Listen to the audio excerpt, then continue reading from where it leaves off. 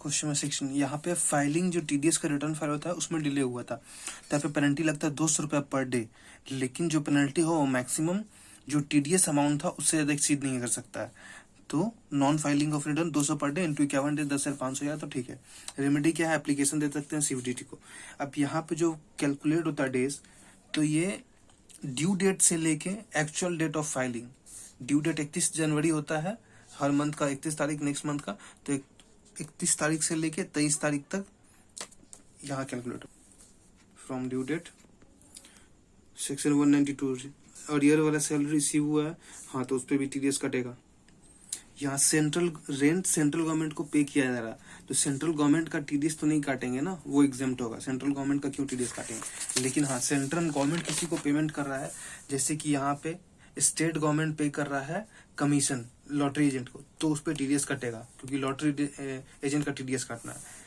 फिर यहाँ पे टेलीविजन कंपनी कैमरामैन को पैसा दे रहा है, तो कैमरामैन अगर एम्प्लॉय है तो 192 के अंदर सैलरी का टीडीएस कटेगा, अगर प्रोफेशनल है तो 194 जे के अंदर कटेगा, 10% 30 से ज्यादा एक्सीड हो गया तो।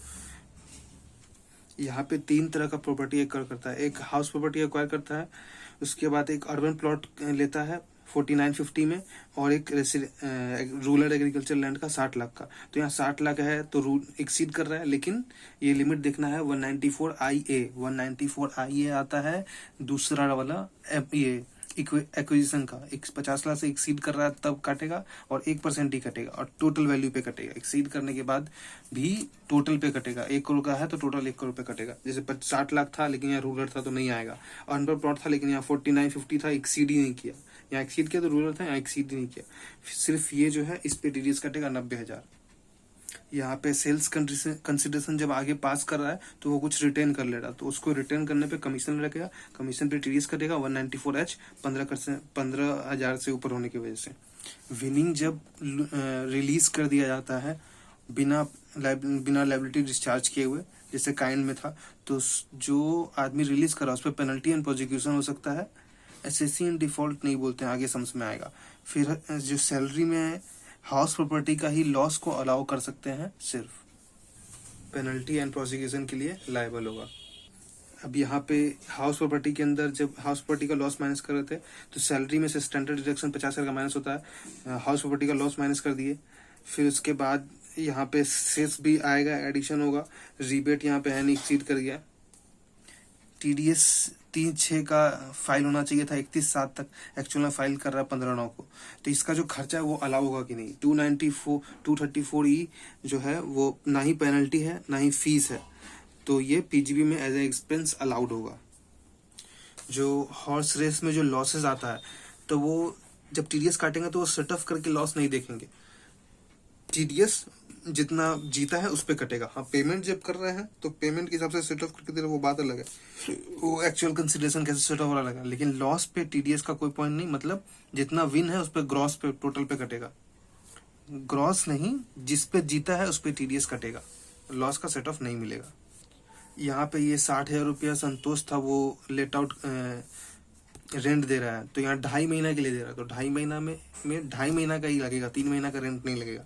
3 महीना का रेंट लगा और 3 महीने के रेंट पे 194 के अंदर छूट गया, तो 194 के अंदर कट रहा है 5% के हिसाब से, क्योंकि ये 50,000 से ज्यादा, ये 60,000 है। अब ये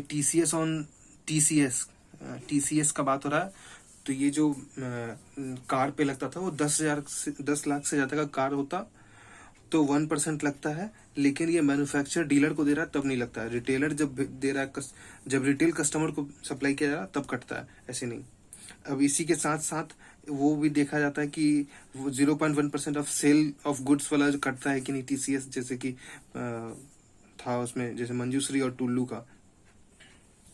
टीपीए आता है थर्ड पार्टी एडमिनिस्ट्रेटिव, उसमें जो अमाउंट करता है उस पे 194G के अंदर 10% के हिसाब से टीडीएस करता है। सेटलमेंट में जो आता है इंश्योरेंस कंपनी हॉस्पिटल का। यहाँ प्राइज मनी जो था, मनी नहीं था, या मोटर व्हीकल था, इन काइंड था, उसको रिलीज कर दिया, तो जो आदमी रिलीज करता है वो एसएससी इन डिफॉल्ट मानेंगे तो क्या, तो यहाँ पे इन काइंड था तो पेनल्टी लगा सकते हैं, टीडीएस के अमाउंट का प्रोसिक्यूशन हो सकता है या फाइन हो सकता है, लेकिन एसएससी इन डिफॉल्ट नहीं बोलेंगे। However, it's not the duty of the where the winning is or wholly in kind. Where in person is required to direct in advance with the provision of the, नहीं direct करता, SSC in default बोलते हैं, लेकिन इस case में नहीं बोल रहा है। स्क्रैप मतलब होता है जिसको एज सच यूज नहीं किया जा सके, मतलब उसको चेंज करके यूज करना पड़ेगा। अगर सेम यूसेज है तो उसको स्क्रैप नहीं बोलेंगे। तो जब स्क्रैप नहीं बोलेंगे तो टीडीएस नहीं लगेगा। अगर नॉट यूजेबल एज सच है तो वो स्क्रैप है, नॉट यूजेबल एज सच मतलब चेंजेस करना पड़ेगा तो वो स्क्रैप है। और स्क्रैप है तो 206C के अंदर टीडीएस कटेगा। टीडीएस का रेट, अब यहाँ पॉइंट है मेन कि शिप ब्रेकिंग एक्टिविटी जो है, तो यहाँ पे प्लाईवुड ये सब है, तो ये सब चीज को बोल रहा है कि, अब ये सब को बोल रहा है कि ये item the company claim that such is usable as such, और एसएससी बोल रहा है कि नहीं ये स्क्रैप बोलेगा। तो स्क्रैप के लिए तो नॉट यूजेबल एज सच होना चाहिए। तो ये नॉट टेल, एसएससी का डिसीजन गलत था, मतलब एओ का डिसीजन गलत था, एसएससी सही था। ये क्वेश्चन अलग है 24(1). जो प्रॉफिट कमीशन 120 लाख था ऑन री इंश्योरेंस, जब इंश्योरेंस एक्सपायर हो रहा तब। तो जनरली दिमाग में आता है री इंश्योरेंस पे 194 ओ नहीं लगेगा, लेकिन 194 डी लगेगा, लेकिन यहाँ वो भी नहीं लग रहा है, 194 डी नहीं लग रहा। Profit commission is paid by the reinsurance company to the insurance company after the expiry of term of insurance in respect of cases where there is no claim during the operation of reinsurance treaty tax deduction under the 26 is not deducted। Director के यहाँ पे एक part time director को fees दिया जा रहा है, जो कि nature of commission on sales. तो 194J के अंदर 10% टीडीएस करता है। Any amount paid to director which is not in nature of salary in respect of tax is taxable अंदर, जो कि 192 सैलरी के अंदर नहीं आ रहा है, तो उसको any kind of remuneration fees और commission whatever name called paid to director which is not in nature of salary और विच इज टैक्सेबल अंडर 192, तो वहाँ पे 194J के अंदर 10% से कटेगा। और डायरेक्टर पे तो से लिमिट भी नहीं होता है।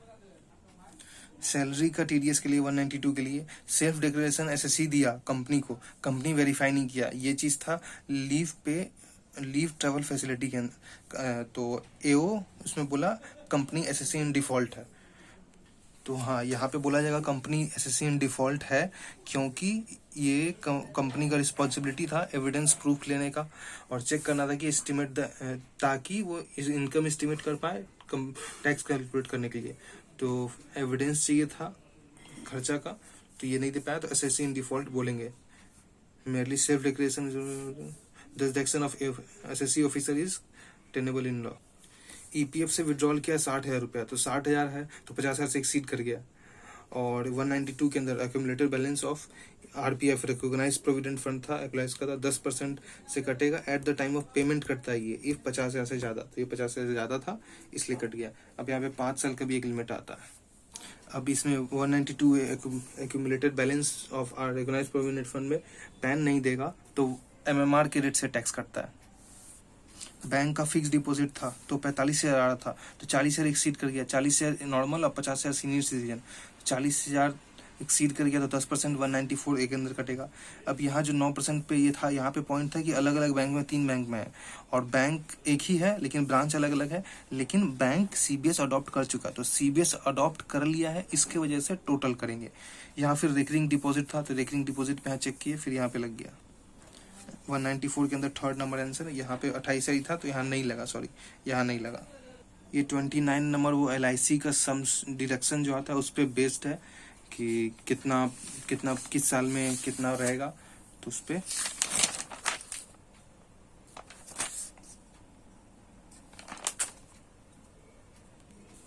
मेक माई ट्रिप का कैसे होता है, जैसे एयरलाइन ट्रेवल एजेंट को दिया टिकट, तो जो कि MRP होता है उससे कम में दिया, तो कम में जब दे रहा तो उस समय उस पर TDS काट लेता है, TDS काटता है। ये 194 के अंदर TDS काट रहा कमीशन बोल के, तो उस समय ठीक है, लेकिन जब उसको मेक माई ट्रिप उस प्राइस से ऊपर में बेचेगा तो वो जो फिर डिफरेंस हुआ, क्योंकि इनकम तो कमीशन के रूप में हो ही गया, फिर जो एक्स्ट्रा गेन हुआ तो उस पर वो अमाउंट मतलब वो निकाल नहीं पाएगा एग्जैक्ट रेट, तो इसलिए unreasonable to expect the airline to उससे निकाल के वापस से क्या हो, तो एसएससी का एओ का बात गलत है, ये चीज उस पर TDS नहीं कटेगा, सिर्फ जो पहले कट गया जो प्री डिटरमाइंड प्राइस था जो लोअर प्राइस पे दिया, वो जो एक्सेस में बेच रहा है उस पर TDS नहीं कटेगा। अब इंडिविजुअल था टर्नओवर वो जो एक्सीड कर चुका, तो पर्सनल के लिए था तो यहाँ पे टीडीएस नहीं कटेगा। 194C लग रहा था इंडिविजुअल को, लेकिन पर्सनल के लिए था, तो यहाँ पे टीडीएस नहीं कटेगा। फिर दूसरा में कमीशन था 80,000, तो ये 80,000 था, तो इस पर तो टीडीएस 15,000 से एक्सीड कर गया 194H के अंदर कमीशन, तो 5% टीडीएस कटेगा। हाईजैक वाला प्रोविजन यहाँ आया तो यहाँ अप्लीकेबल हो गया। एक्सीड कर गया 50 लाख, अलग अलग टाइम पे अलग, ये टर्नओवर इसका 95 था, 1 करोड़ एक्सीड नहीं किया था, तो रेंट के केस में 194I नहीं लगेगा। लेकिन यहाँ रेसिडेंशियल था और पेमेंट कर रहा है अलग अलग मंथ में इतना, तो 55 लाख एक्सीड कर गया। Reconstruction of residential house 20 lakh contract था, तो ये कॉन्ट्रैक्ट था 194C का, तो यहाँ पे 194C नहीं लग रहा था, 1 करोड़ एक्सीड नहीं करने की वजह से, लेकिन 194M लग जाएगा मिक्स्ड सेक्शन का। ऊपर में भी क्या लग रहा था, 194 नहीं लग रहा था, 190C भी नहीं लग रहा था, M भी नहीं लग रहा था, क्योंकि M के लिए चाहिए कि 50 लाख एक्सीड करना चाहिए, तो यहाँ एक्सीड नहीं किया था, यहाँ 50 लाख एक्सीड करा, 55 लाख हो रहा था। 55 लाख एक्सीड होने पे टोटल वैल्यू पे 5% लगेगा 194M में। तीसरा आता है सैलरी एम्प्लॉय, इंडिविजुअल था तो 194 वो जेसी के अंदर नहीं आ रहा, तो M मिक्स में आएगा। ब्रोकरेज पेमेंट किया तो ये कमीशन का था, तो कमीशन 194H के अंदर, तो ये H उसमें कंसीडर हो रहा है 194M में, तो 51 लाख एक्सीड करेगा, इस पे भी कटेगा। पेंशनर था तो यहाँ पे वो कंसीडर नहीं हुआ, किसके अंदर, पेंशनर को 194C भी नहीं लेंगे। TDS provision 194 is not attract in case of pensioner, 194C pensioner के केस में नहीं लगता है, तो ये 50 लाख एक्सीड नहीं किया तो यहाँ नहीं लगा, और यहाँ 50 लाख एक्सीड कर गया तो 194M लगा। ये एक अलग क्वेश्चन है, यहाँ पे नेट ऑफ टैक्स का बात कर रहा है, टीडीएस सर्टिफिकेट नहीं दे रहा था, तब यहाँ टीडीएस सर्टिफिकेट नेट ग्रॉस टप ये सब के बारे में कुछ बोल रहा है, ये पढ़ लेना।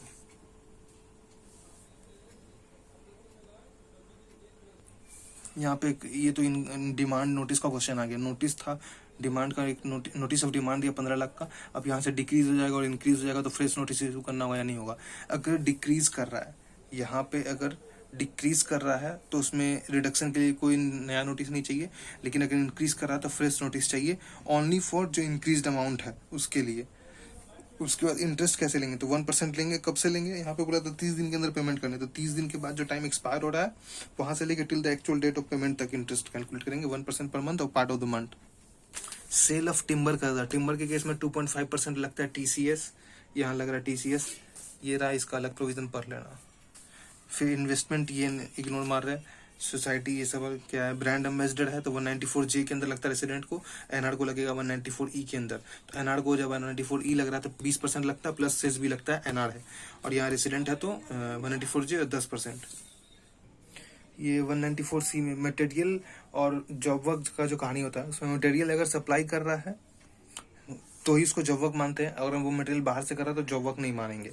जो उसको सप्लाई कर रहा है वो मटेरियल बाहर से खरीद रहा है तो उसको जॉब वर्क नहीं मानेंगे। उसके बाद अगर जॉब वर्क अगर हो रहा है तो उसमें अगर मटेरियल का प्राइस अलग से शो कर रहा है तो उसको हटाने के बाद बाकी अमाउंट पे टीडीएस काटेंगे, अगर सेपरेटली शो नहीं कर रहा तो पूरा पे टीडीएस कटेगा। कमेंटेटर एक दिन का कमेंट्री कर रहा है तो ये 194J प्रोफेशनल सर्विस 30 लाख 30 से ज्यादा आ गया तो 10% पे कटेगा। फॉरेन कंपनी पे outside India salary to employ, foreign company है, सैलरी बाहर दे रहा है अपने एम्प्लॉय को इंडिया के बाहर। Mister Raghav a foreign national and non resident, एक फॉरेन कंपनी सैलरी दे रहा है एक नॉन रेसिडेंट फॉरेन नेशन को, इंडिविजुअल जो कि, और जो सर्विस लेकिन इंडिया के अंदर दे रहा है, इस पे टीडीएस क्या करना है। 194 का वही घिसा पेट सवाल, बिल्डिंग और मशीनरी, तो बिल्डिंग पे 10%, प्लांट एंड मशीनरी पे 2%, लेकिन ये कब काटना उसका बात कर रहा है, तो यहाँ पे 194C के अंदर ऐसा कोई वो टाइम बोला नहीं था, वो नॉर्मल था, तो विच एवर इज अर्लियर वाला वही चल रहा है, कब काटना है उसके लिए। स्टेट गवर्नमेंट कंपल्सरी एक्विजिशन करता है अर्बन लैंड का या फिर एग्रीकल्चर लैंड का, 2,45,000। 194 LA 10%, no tax is required to deduction the payment since the agri payment does not exceed 2,50,000। since the difference of immoral exclude agriculture and no tax agriculture वो फिर लगता ही नहीं, और उसमें 2,50,000 नहीं, इसलिए नहीं लगा। ये क्वेश्चन 2 पढ़ ले, सॉल्यूशन।